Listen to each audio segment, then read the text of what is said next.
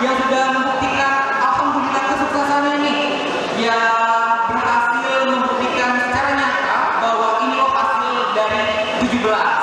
Nah, kita boleh cerita sama kakak-kakak sekalian, kenapa sih kak waktu zaman kakak dulu tuh memilih SMA juga? Cerita kamu awalnya kakak bisa edar di SMA juga. Mungkin kita bisa dari kakak yang baru dulu ya, sebagai yang tertua di sini.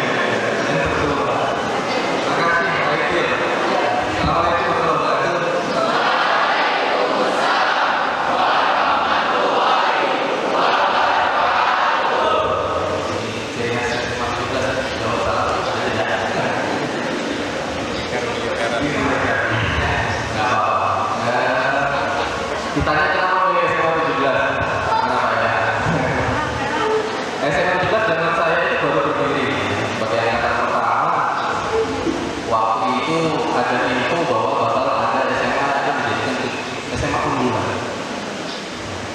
SMA unggulan ada info, ya udah. Walaupun waktu itu masih sistem rayu ya, yang itu saya dulu SMP-nya SMP 19 Palembang. SMP 19 Palembang dari sistem berbeda. Nah, rayunya dulu SMA 13 dan SMA 3. Kayaknya SMA 13 dan SMA 3. Terus kenapa bisa SMA 3? Karena katanya mau jadi SMA unggulan. Oh, jadi kita coba ke SMA di sini, ya alhamdulillah terima. Alhamdulillah masih terimanya cuma berdasarkan kayak, jadi angkatan pertama ini dulu dikasih istilah angkatan singkong. Kenapa tuh bisa disebut istilah angkatan singkong? Oke, kalau teman-teman ini diibaratkan sama dulu ibu kepala sekolah yang pertama itu ya, teman-teman yang angkatan 1 dan angkatan 2 itu disebut angkatan singkong karena bahan yang guru-guru kelas yang bikin kue bahan dasar singkong itu harus enak hasilnya. Oh, sementara teman-teman yang sudah dari angkatan yang bakso ini angkatan 3 dan kesini itu disebut sudah angkatannya keju karena bahan dasarnya memang sudah seleksi yang bagus. Angkatan 1 dan angkatan 2 itu seleksinya tidak seketat kalian ya, jadi dulu memnya itu masih mem yang kecil-kecil, tapi kami di situ kami betul untuk bisa membuktikan bahwa kami harus bisa jadi panutan sektor yang bertabur keju yang bisa dipajang di etalase ya, di etalase supermarket. Dan kalau kata Pak Ehan nggak ada angkatan 1 dan angkatan 2 nggak akan ada yang seperti. Wah, karena filosofinya dari singkong tadi ya. Karena sampai sekarang dulu sih berasa dibilang kata ini kayak dibikin jadi kayak seolah-olah ini, tapi ternyata ketika kami sudah ketemu dengan dunia luar, ternyata filosofinya dalam sekali. Kami bangga sebagai anak singkong. Terima kasih Bu. Wah. Ya, selamat pagi semuanya. Ini kalau udah ngomongin tentang singkong keju ya, saya harus relevan dengan masa-masa 20 tahun yang lalu gitu ya. Nggak kerasa ini udah 20 tahun yang lalu. Ya, jadi kalau saya sama dengan Kak Bayu dari SMP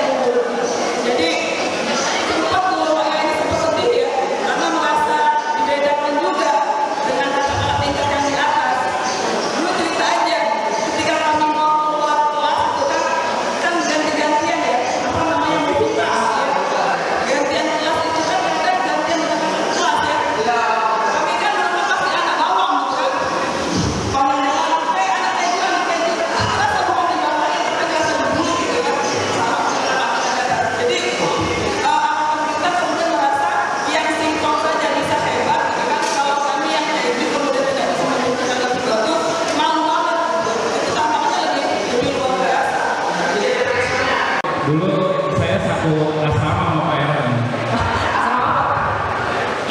Asrama 21. Waduh, itu Pak Noli.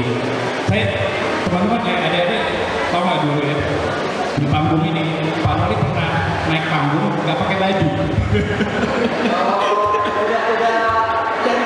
Bener ya Pak ya? Nggak pakai baju, pakai kain baru. Saya pernah.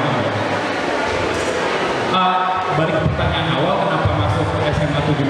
Nah, waktu tahun saya 2001 ya kalau nggak salah, SMA 17 tuh udah SMA plus negeri, memang udah bagus banget namanya, udah termasuk. Jadi, ya, jadi waktu itu saya dari SMP 1, ada yang dari SMP 1? Saya dari SMP 1, tapi SMP 1 berapa? Iya. Jauh. Iya, ada. Saya dari SMP 1 harusnya waktu itu ke SMA 1, tapi ada ngeliat, udah lama sih sebenarnya ngeliat ada SMA 17. Akhirnya ikut tes, alhamdulillah masuk. Waktu itu tahun saya pertama kali masuk asrama, jadi boarding school. Jadi tahun itu spesial, angkatan itu spesial mungkin karena waktu itu karena pertama kali masuk boarding, masuk asrama yang bikin kaget ya terus terang tadinya di rumah anak kami tiba-tiba masuk asrama nggak ada tidurnya, nggak pakai AC. Belum pakai AC dulu. Belum pakai AC dulu. Beda-beda.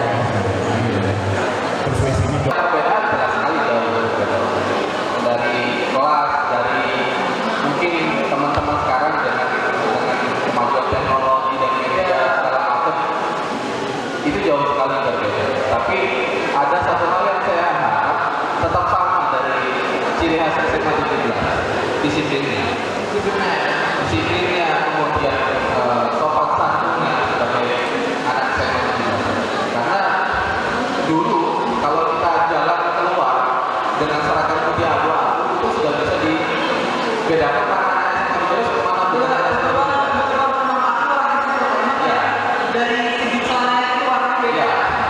Kalau cowok rapi jali ya, kalau kami di sini antri cukur setiap 2 Jumat sekali. Antri cukur di sini 01 cepat habis kayak kita. Antri di sini kan cowok cukur gratis. Terus kalau cewek ya ciri khasnya roknya itu minimal. Itu biasanya setengah yang apa setengah betis. Dan satu lagi ciri khas sepatu kulit. Ya itu rapi. Jadi kalau kita berjalan pas di lomba udah kelihatan itu ada SMA 17. Jadi di mata orang itu sopan santun ya. Saya pikir sekarang harus tetap dijaga.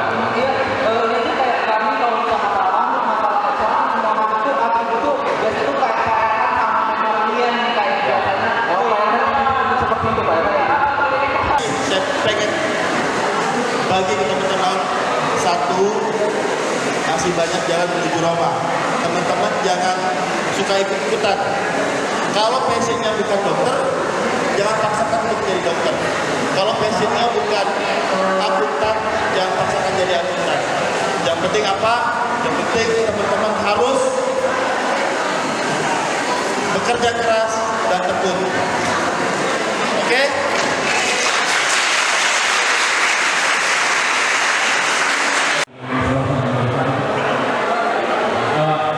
Dari saya sih sebenarnya simpel ya, berkaca sama pengalaman saya sendiri gitu, yang tadi sangat random.